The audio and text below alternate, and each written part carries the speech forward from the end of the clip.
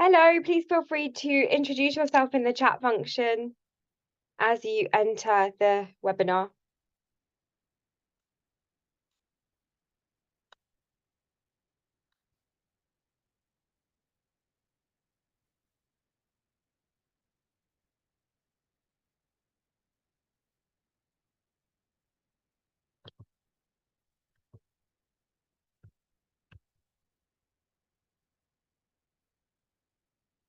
Hello, please feel free to introduce yourselves in the chat so I can see. You can let me know where you're from, what you're most interested in, what languages you teach if you're a teacher.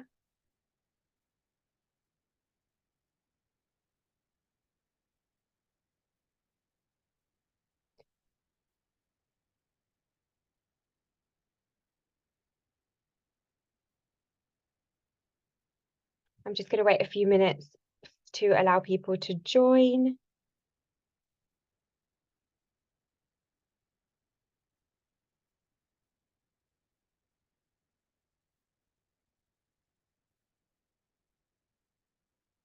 Please do introduce yourselves in the chat so I can engage with you a little bit so I know who I'm speaking with. I can see some familiar names now popping into the attendees list. Hi, Lisa. Just going to wait a few more minutes.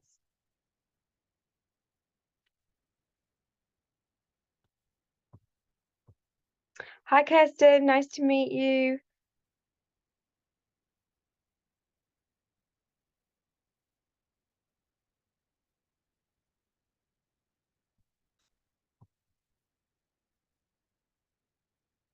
Give it a couple more minutes.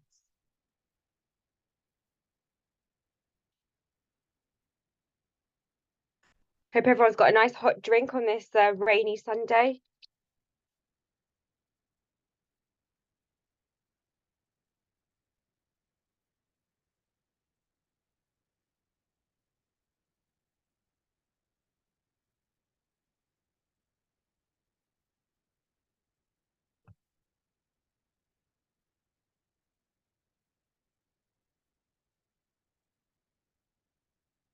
Okay, I'm going to give it 2 more minutes and then I will make a start.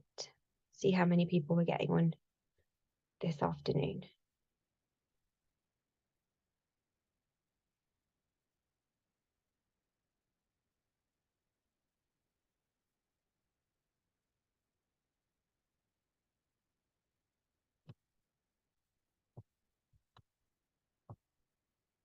If you've just joined, please introduce yourself in the chat. Let me know where you're from, what your language interest is. If you're a teacher, what languages do you teach?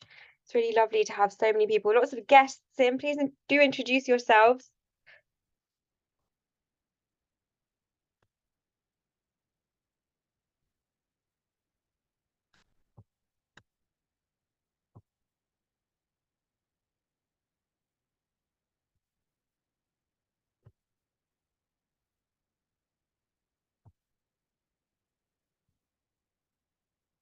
Minute and a half more, and then we will make a start.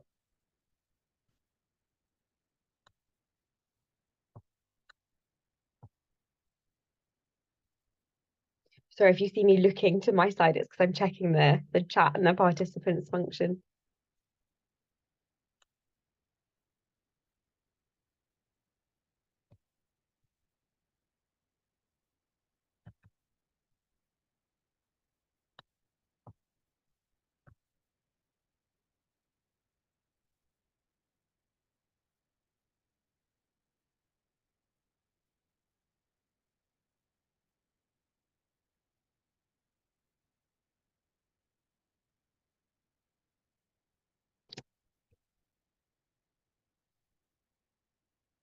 Amazing. Thank you so much for joining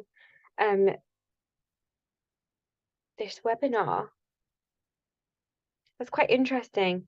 So this will be, so if you're in France teaching French as a foreign language, you're teaching people that have arrived in France then from other places, I imagine.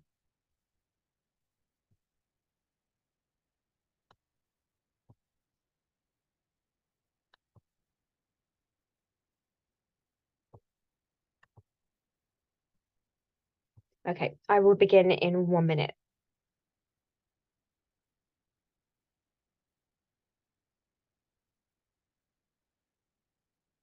Hi, Mariam. Welcome.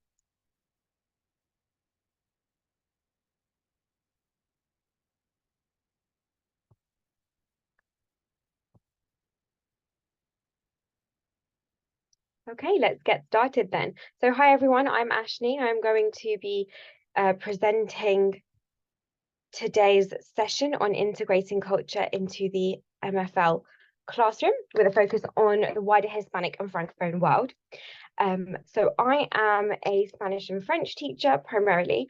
I was head of languages at a school in West London. I'm now deputy head of languages at a school in East London. Mostly the move is due to moving house. My teaching languages, as I said, are Spanish and French, and I speak English, Spanish, French, and Gujarati, which is the language from India. Please feel free to put in the chat any other language, whichever languages that you speak, so we can have a little look at those in the Q&A towards the end of the session. So if you just pop in which languages you teach or you speak in the chat, that would be great.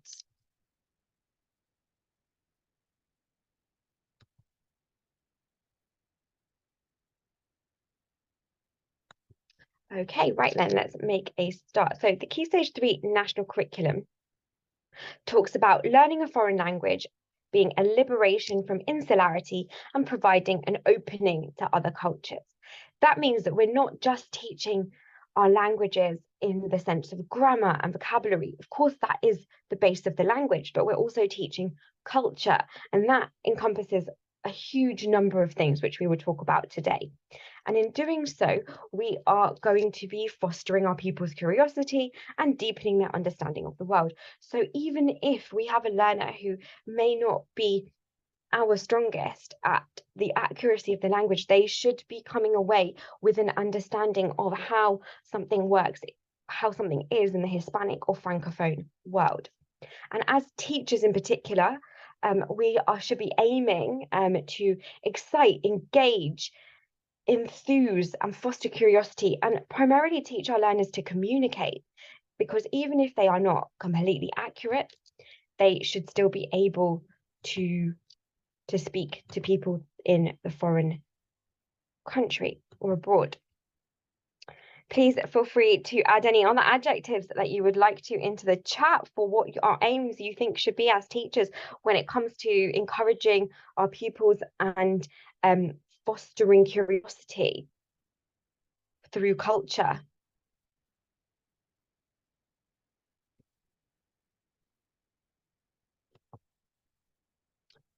So as we look at integrating culture into our classroom, let's keep going. So typically topics studied at Key Stage 3 are free time, sports, hobbies, where you live, food, healthy living, school, and holidays. No matter how you structure your schemes of work, this is how we will be talking to our pupils through the use of these themes or topics.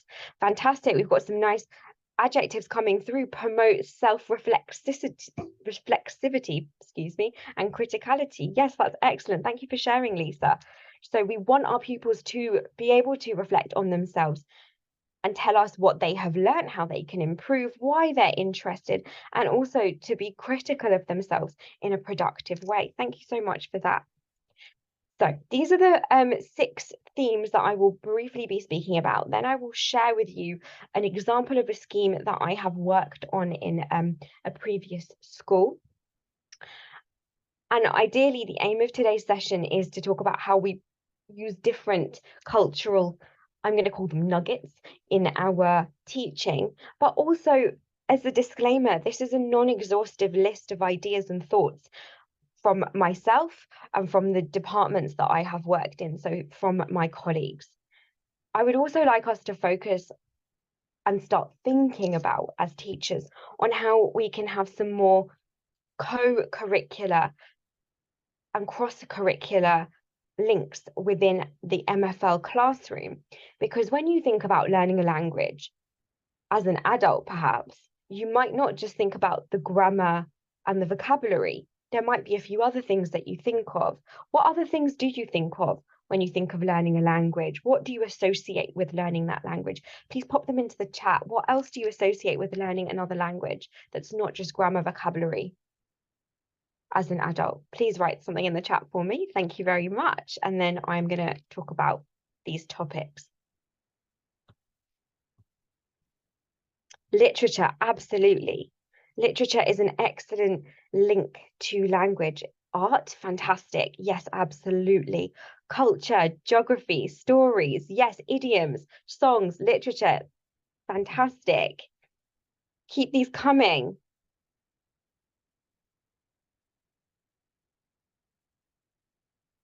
Music, very, very important. Absolutely.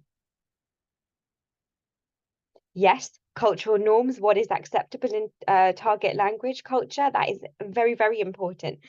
I think that is something that we focus on more towards Key Stage 4 and 5, but even at Key Stage 3, it's very important. Yes, absolutely, history. I totally agree. Thank you so much for sharing. Does anybody have anything else they would like to add? We've got some fantastic input here from our attendees so far. Okay, let's go. So, if we have a look now, if my mouse wants to move. So free time, sports and hobbies. This is something that comes up across the board. Whichever language you're teaching, we talk about this. So let's have a think. Football versus the ancient Mexican sport of poc de poc. Who created it? What was the purpose? How can you use these two sentences that I've put on, these two lines that I've put on the screen there as a starter to your lesson? Who can answer my two questions? Who created it? I know I've written ancient Mexican, but actually, does anybody know which tribe it was and what was the purpose of it? I'll give you 30 seconds to see if you can answer that question. Pop your answer into the chat for me.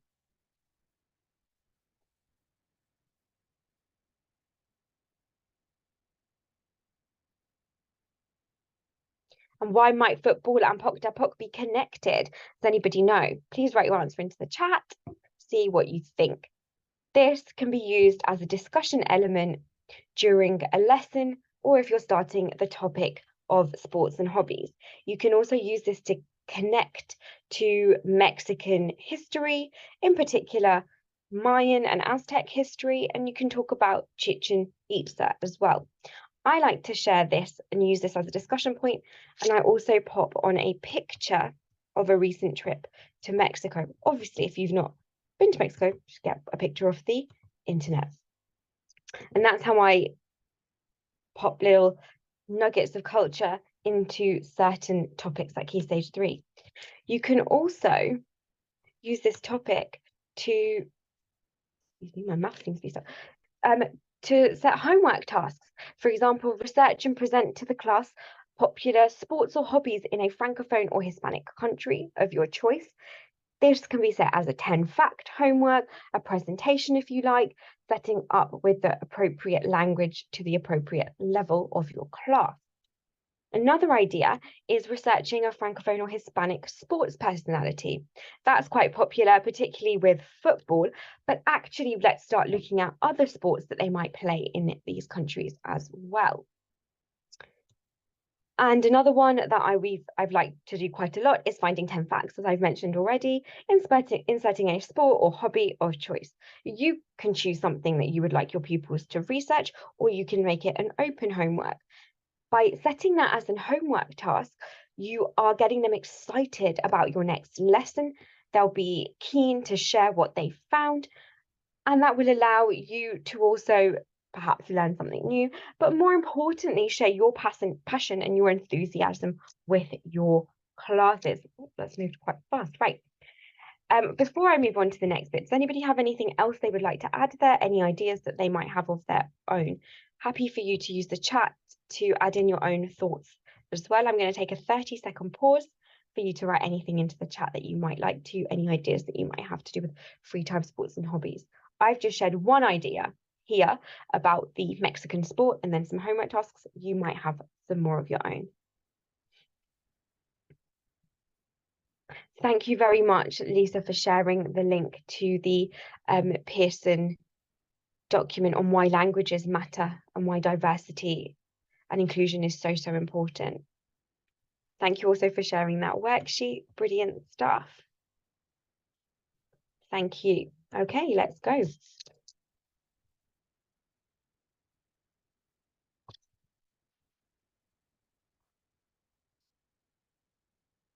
Here we go. So where I live or holidays, here you can see on the screen, I've got a picture of Dakar. Instead, it's not Paris, it's not Madrid, it's not Barcelona, it's not Lille, Lyon, it's not anywhere in France or Spain. Why have I chosen Dakar, you might ask? So I've chosen this map as an example to delve into a discussion with my classes of why they might speak French in Dakar. I use it to talk about decolonization and colonization, in fact, to begin with, the links to history, and also the position of where Senegal is in Africa. It lends nicely to a whole conversation about la francophonie, and also it allows my pupils to learn about other countries where French is spoken. Because the reality is, according to a recent survey that I did with my classes, not many of them can name many countries that speak French. We always, of course, France, Belgium. Some of them often say Switzerland, which is not necessarily true. Well, you have parts, but yes, it's not a official language. They also say Canada, which is fine, but Africa is not typically one that they mention. So I think this is important, particularly depending on the context of where you might be teaching. If you're teaching in an area where it's not so diverse, this is a good way in to share that. And if you are teaching in a diverse area, this is another way to make your pupils feel more included and make the subject feel more inclusive so that it feels relevant to them. Because if we are only talking about Madrid, Paris, Barcelona, Lyon, these might be places that they've never been to, that they have no connections with, and that's fine. But opening up to the rest of the world makes the big world a little bit smaller and makes the links closer. So I would typically use this map to introduce the country. If we're on the topic of where you live, we would pretend that we lived in this city. I would create readings and listening tasks based on that. Directions, you can absolutely use these kind of maps for as well. Perhaps you would want one that's a bit more grid-like rather than this, as it's a bit complex. But that is the main idea with these kind of maps that I like to use. Please put any questions that you might have into the chat about this now. I hope that you are finding this useful. The idea and the purpose is to give you some ideas on how you can use a variety of different countries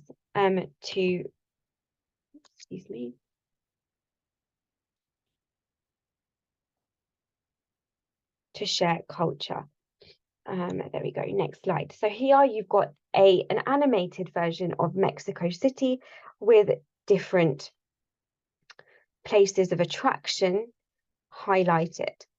Another thing I like to do, if we have a look at where it says Diego Rivera and Frida Kahlo Studios, I like to use an interactive map of Mexico City to get my pupils more involved. We use this when we talk about where we live, holidays, but you can also link this thing much more closely to art. So lots of artistic movements and also architecture. We also talk about why does Mexico speak Spanish, and we talk about the history there with the Spanish Empire and colonization, which is a very hot topic at the moment. Food, who doesn't like food? I'm sure some of you are having your lunch right now as I speak. Here we go. When you talk about traditional dishes, talk about traditional dishes from South America, Latin America, Central America, the Francophone world, Africa. Talk about that one Spanish country the one Spanish-speaking African country that you know of. Can anyone name it? Let's see. Who knows? What is that one African country that speaks Spanish? Pop it into the chat if you can, if you know what it is. You use dishes, find images and videos of recipes that you can share with your classes. This makes learning that vocabulary more interesting. This makes the topic a whole lot more interesting, and often it encourages them to try these dishes as well. Thank you so much for your comment, Lisa. Lisa says, showing the diversity of experience in the global south is so important. So examples of advancement, innovation, prosperity to counter the very limited negative portrayals of global south. Great star. Thank you so much. It's very kind of you. Yes, and you got it. Equatorial Guinea is the one African country that speaks Spanish. You can use food to create the topic of food to create recipe competitions. You can also use this topic with a more grammatical focus to focus on opinions, reasons, comparisons, comparing food from one Hispanic or Francophone country to another. You can use this with negatives of I don't want to try that, I want to try that, and with the conditional tense of I would like to as well. School, one of my personal favorites, particularly because it's so relevant and so of the moment for our pupils, because obviously they are at school and they love to look at timetables from different countries, compare, most recently with one of my French classes, my year 11 students were talking about how they would much prefer to go to school in France rather than here because they would get Wednesday afternoon off. Little did they know that they'd have to go to school on Saturday morning, according to the timetable that we were looking at. But again, here we go. Compare school timetables. Compare uniform. Some countries don't have uniforms. Talk about the structure of the school day in these countries as well. I am sure that most of you already do lots and lots of these different things. So as I said, this is not an exhaustive list, but it's just a refresher, just a reminder for some of you, I suppose. If talking about school uniforms particularly is interesting, as lots of countries in the Francophone or Hispanic world will not have a school uniform. Some school days might have a totally different structure.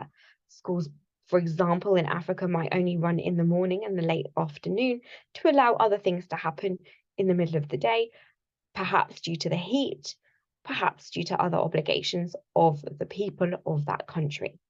Lots of things and lots of elements to think about, and talking about these with our learners will expand their thoughts and their views on the world. So you're teaching your language, you are progressing with your curriculum, your pupils are making progress, but you are also allowing them and supporting them in being well-rounded individuals who have a wider, broader knowledge of the world, which I think is very, very important in this day and age. And lastly, you could always ask them where they would prefer to study, where they are at the moment or in one of the countries that you might have looked at. And lastly, this is one of the last things I would like to share with you, and then I will open up to a discussion. Here is an example of a scheme of work that was used and is still being used at one of the schools that I've worked in, credited at the bottom there you can see. This was created by Lucy Bowers, and then I adapted it and added in more ideas. You can absolutely use this for yourselves. You can change the focus. You can change it from Senegal to a different country. You can change it to a Hispanic country, but the structure you absolutely can use as it is. If you're talking about La Francophonie, you can talk about El Mundo Hispanohablante. Why does that world speak Spanish? How many different countries speak French or Spanish? Talk about the French colonial empire. You can mention the Spanish colonial empire. Discuss what does colonization mean? Do any of your pupils have any links with colonization? What are their family backgrounds? Do they speak other languages? All really important questions to get the buy-in of our students. A link I like to make, particularly when talking about the French colonial empire, is the Scramble for Africa. And that links directly to the Key Stage 3 history curriculum. And you can see I've popped on there a link to the Scramble for Africa. I have a question that's just popped up in the Q&A. Okay, Kirsten, I'll be happy to answer that at the end. Thank you so much for popping that question in there. when once you've talked about colonization and what that means, discussing the scramble for Africa, using images, even historical images, to pull apart what happened and allow your pupils to discuss. Even if you allow that discussion to happen in English, that is completely fine. Because going back to our whole objective of fostering culture and curiosity, if it better happens in English, then allow it to. Just ensure that what you are teaching your pupils in terms of vocabulary, texts, etc., is in the target language. Then we move on to talking about the history of the country and an introduction to its landscape, language, cities. That can be done via vocabulary, reading and listening. So again, I'm bringing this down to a way that we teach, but allowing us to use different aspects of culture. Use things like word searches, crosswords, images, pictures, artwork, painting to illustrate your points of what you are discussing with your classes and share this with them. They will then use that knowledge that they've gained from your classroom in another subject.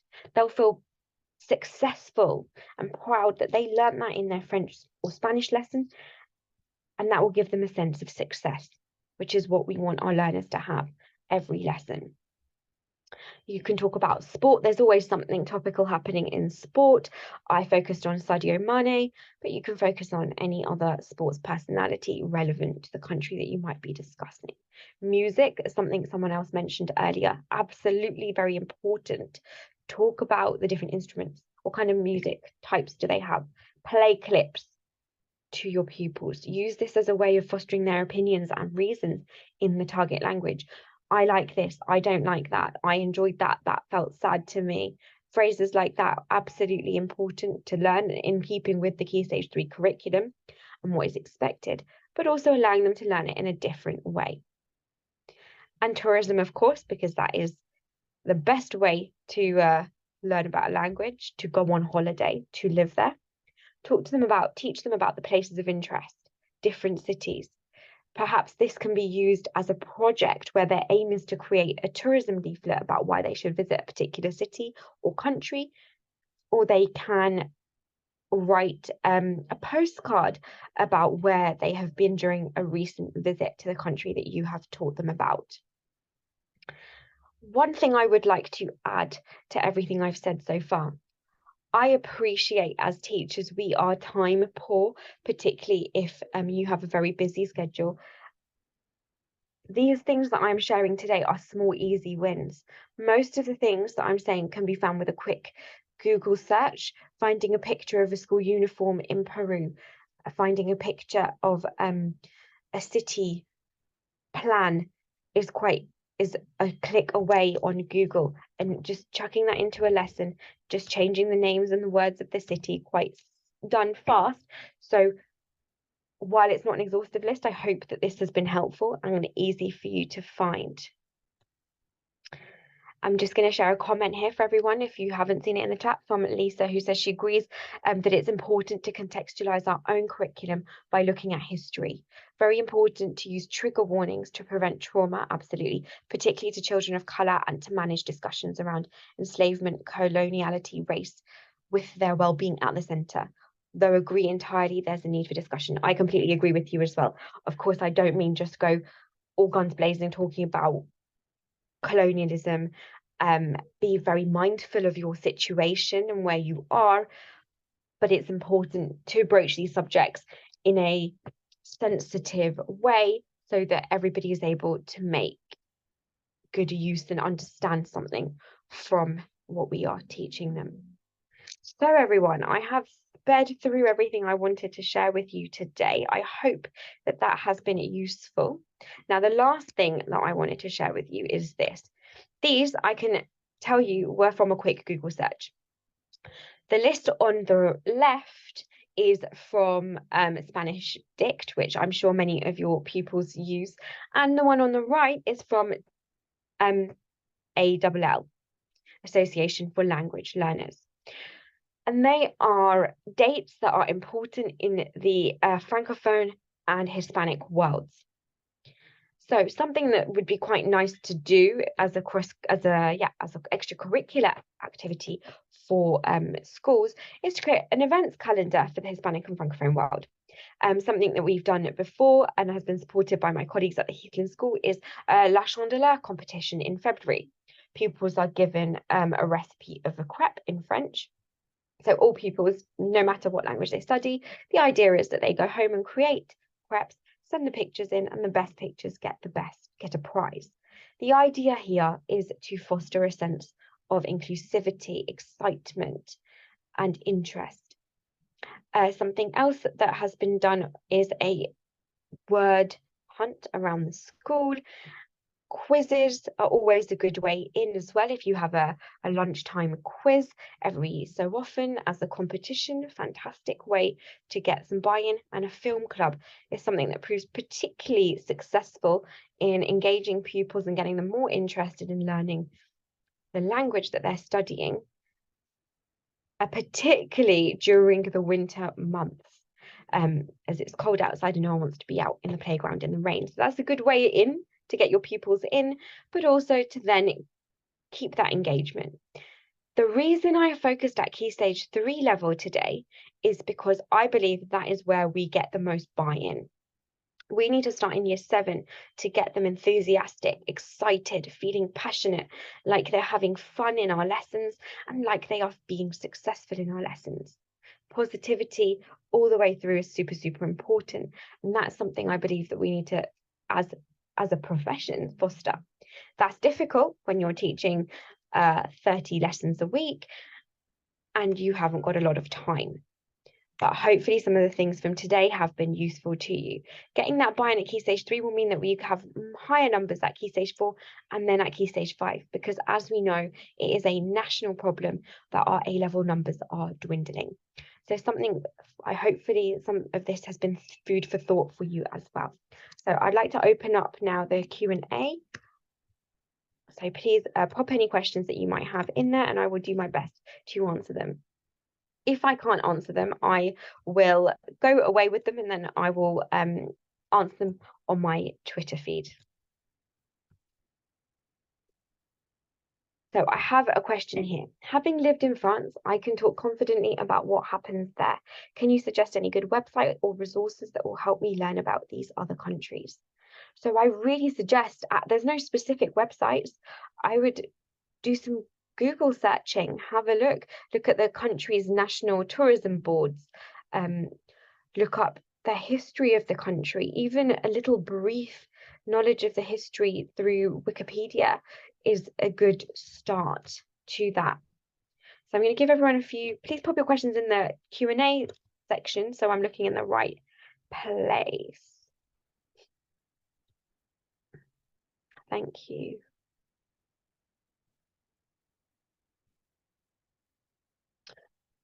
Thank you, Lisa, for sharing that you can look at the Pearson website for lots of information as well on learning about other countries. And Lisa has also said that she loves the idea of normalizing the image of the French, Spanish, German speaker. Very important that we say speaker and not people there, because it's obviously lots of diverse people speak those languages, by diversifying the visuals of uniform, etc. And it will help our pupils to see themselves within our subject, which is something that I do believe is lacking at the moment. Lisa, what have you said? Think if you teach in Key Stage 2 as well, the students love learning about Francophone and Hispanic countries and lots of links to sustainable goals across curricular. Fantastic. I'll be around, so feel free to ask any questions, pop them in the chat, pop them in the Q&A, so I'm looking in the right place, please. I'll hang around for a while. Thank you so much for coming to this webinar today. I really do hope you found it useful. And feel free to tweet me at @HarrierMFL on Twitter, should you wish to. So I'm going to hang around for a while. I'll be in the chat, in the Q&A box. That's what I am currently staring at. Please do feel free to ask any questions that you might have. And please let me know if you found today's session useful. I do hope you have all been able to take something from it.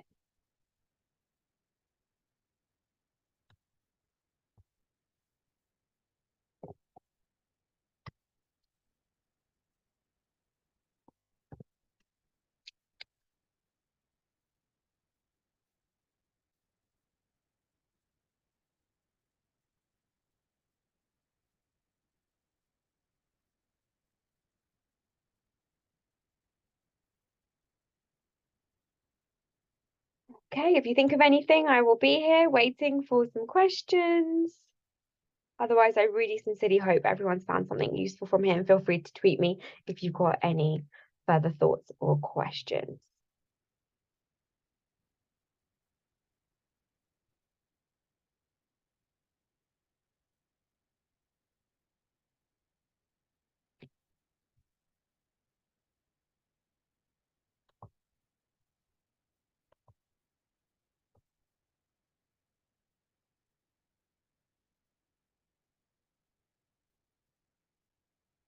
Thank you, Lisa, for your comment. It's really kind of you to join, and thank you for everything that you have also shared with the rest of the attendees today.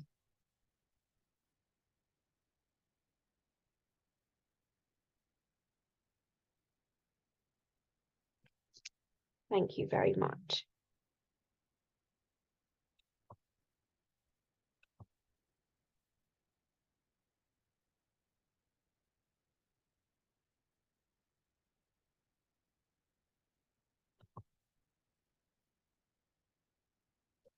Okay, great. I'm going to give it 2 more minutes. If anyone else has any more questions, please feel free to pop them into the Q&A box, and then I will be happy to end today's webinar.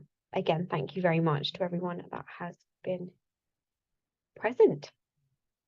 Really appreciate it.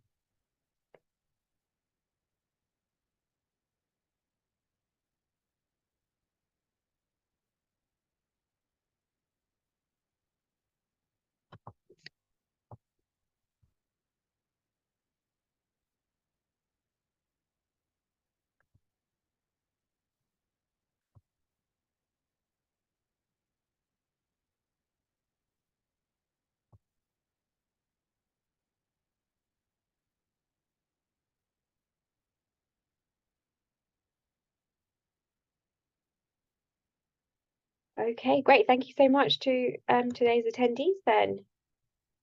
Thank you.